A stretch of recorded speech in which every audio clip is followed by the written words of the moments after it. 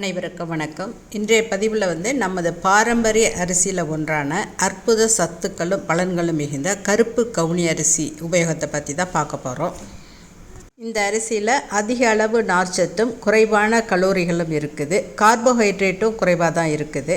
இந்த கருப்பு கவுனி அரிசி சர்க்கரை வியாதி எனப்படும் நீரிழிவு நோய் உள்ளவர்களுக்கான ஒரு வரப்பிரசாதம் அப்படின்னு சொன்னால் கூட அது மிகையாகாது. இதில் இருக்கிற நார்ச்சத்து உடல் எடையை குறைக்க விரும்புகிறவங்களுக்கு ஒரு நல்ல பயனை தரும். மலச்சிக்கல் பிரச்சனை வராமலும் தடுக்கும். செரிமான பிரச்சனை ஏற்படாமலும் தடுக்கும். குடல் இயக்கத்துக்கு உதவுறதோட வயிற்றுப்புண், வாய்ப்புண் இதெல்லாம் ஆறுறதுக்கும் உதவி செய்யும். இதில் இருக்கிற ஆந்தோசயனின் அப்படின்ற ஆன்டி ஆக்சிடென்ட் புற்றுநோய் வராமல் தடுக்கிறதா சொல்கிறாங்க. அதே மாதிரி நம்மளோட கல்லீரலில் இருக்கிற கழிவுகளை நீக்கி சுத்தப்படுத்துறதும் இந்த கருப்பு கவுனி அரிசி உதவுது. இதில் இருக்கிற வைட்டமின் பியும் சியும் அதிகமாக இருக்கிறதால தோல் சம்பந்தமான பிரச்சனைகள் வராமல் தடுக்குது. நரம்பு தளர்ச்சியை சரி செஞ்சு நரம்புகளை பலமடைய வைக்குது.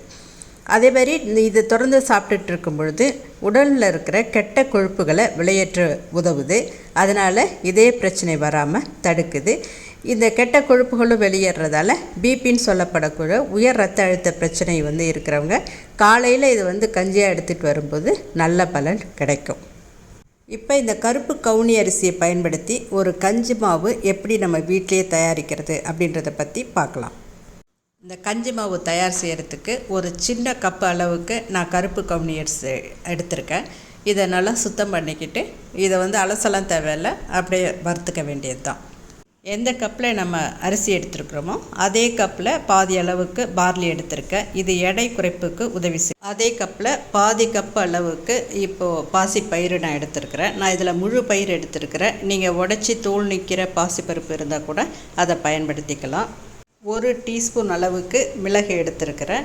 இதில் அரை டீஸ்பூன் அளவுக்கு ஜீரகம் எடுத்திருக்கிறேன். உங்களுக்கு இந்த சுவைகள் பிடிக்கும்னாக்க நீங்கள் கொஞ்சம் கூட குறைச்சி போட்டுக்கலாம், அதனால் தப்பு இல்லை.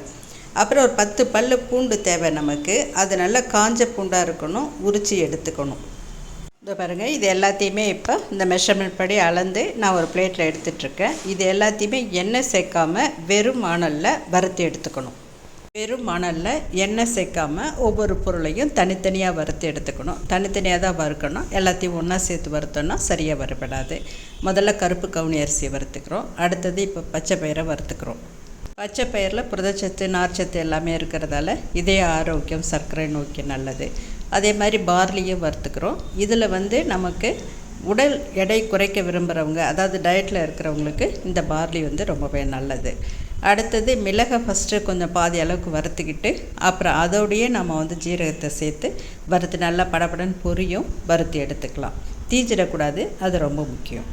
வறுத்து எடுத்ததும் வானலை நல்லா சூடு பண்ணிக்கிட்டு அதில் பூண்டை சேர்த்து வதக்கி எடுத்துக்கணும். எனது பூண்டு பெரிய பல்லாக இருந்ததால் அதை நான் தட்டி எடுத்துருக்கிறேன். இந்த ஈரப்பதம் போக இதை பாருங்கள், பூண்டை நல்லா வறுத்து எடுத்துருக்கிறேன். இதில் இந்த மாதிரி நம்ம நசுக்கும்போது உடையணும். அப்போ தான் ஈரப்பதம் இல்லைன்னு அர்த்தம். இந்த மாதிரி இருந்தால் தான் ரொம்ப நாளைக்கு கெட்டு போகாமல் இருக்கும்.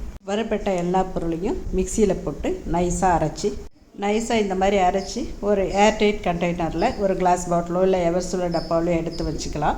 இதை ஃப்ரிட்ஜில் ஸ்டோர் பண்ணணுன்னு அவசியம் இல்லை. எல்லாமே ட்ரையாக நம்ம வறுத்துருக்கிறதால இது வெளியிலே வச்சு நம்ம பயன்படுத்த முடியும். இந்த மாவை பயன்படுத்தி கஞ்சி செஞ்சு தினசரி நம்ம குடிக்கிறதால நோய் எதிர்ப்பு சக்தி அதிகரிக்கும், புற்றுநோய் வருவதை தடுக்கும், நீரிழிவு நோய், இதய நோய் போன்றவை கட்டுப்படும். கல்லீரலுக்கு ரொம்ப நல்லது. குறிப்பாக டயட்டில் இருக்கிறவங்க, உடல் எடையை குறைய விரும்புகிறவங்க இதை தினசரி குடிக்கலாம். இந்த பதிவு உங்களுக்கு பயனுள்ளதாக இருக்கும்னு நினைக்கிறேன். பதிவு பிடிச்சிருந்ததுன்னா லைக் பண்ணுங்கள், ஷேர் பண்ணுங்கள், சேனலை சப்ஸ்கிரைப் பண்ணுங்கள். நன்றி, வணக்கம்.